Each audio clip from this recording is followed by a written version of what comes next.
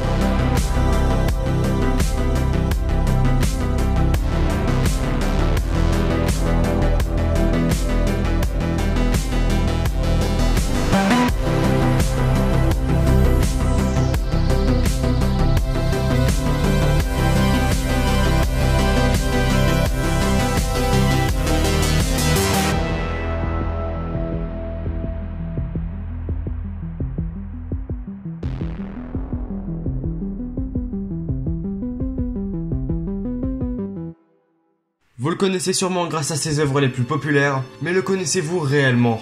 Aujourd'hui, on va parler de l'un des meilleurs créateurs de son genre, et plus particulièrement de ses origines.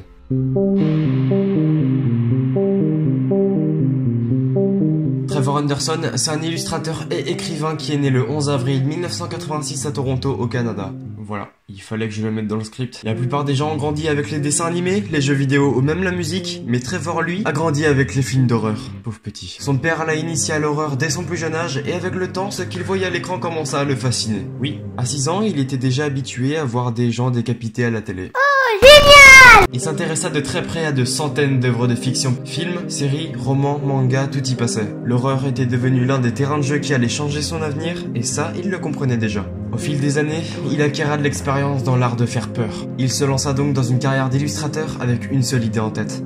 Vous savez, le tout a commencé comme une idée pour voir si je pouvais reproduire un film d'horreur en found footage et le résumer en une seule image et quelques phrases.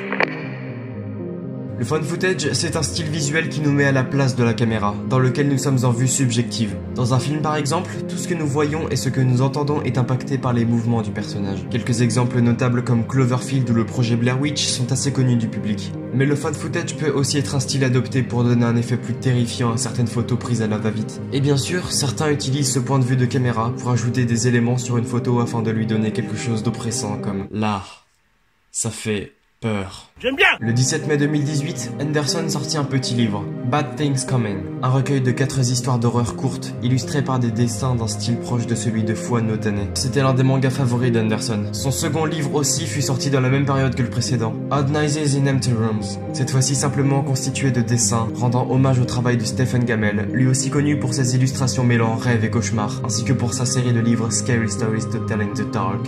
Je kiffe mon accent, putain. Henderson était toujours un peu dans l'ombre, même si sa communauté grandissait déjà petit à petit et qu'il continuait ses illustrations sans relâche. Mais un jour, il créa celle qui allait lui donner le coup de projecteur qui allait l'exposer au monde entier.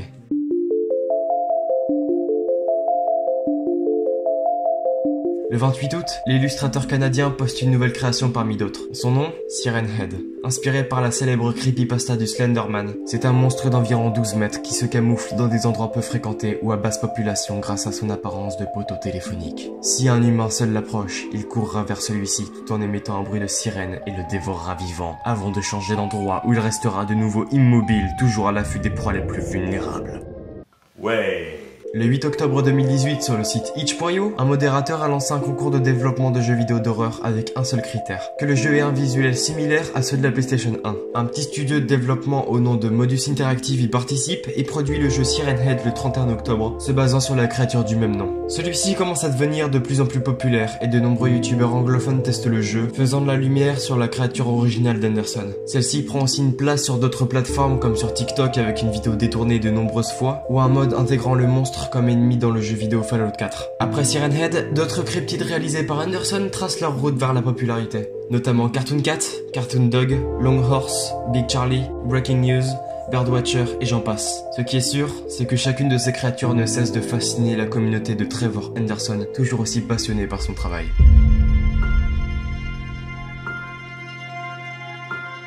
Ça fait à peine un mois que j'ai découvert le travail d'Henderson, et quand j'ai appris qu'il était derrière Siren Head, Cartoon Cat et bien d'autres, je me suis directement intéressé à lui et je suis tombé amoureux. L'effet qu'il procure par le réalisme de ses photos est simplement admirable, et même si on sait que tout n'est que fiction, on arrive quand même à avoir des frissons, et ça c'est pas un talent donné à tout le monde. Je sais que cet épisode des Archives Régaliennes était beaucoup plus court que le premier, mais avant tout, sachez que mon but n'est pas de faire des vidéos de 30 minutes, mais de vous faire découvrir des univers de fiction à travers mes vidéos. J'espère que celle-ci vous aura plu, n'hésitez pas à la partager ou à vous abonner, ça m'encourage énormément dans cette petite aventure sur YouTube. C'était Regs, à plus.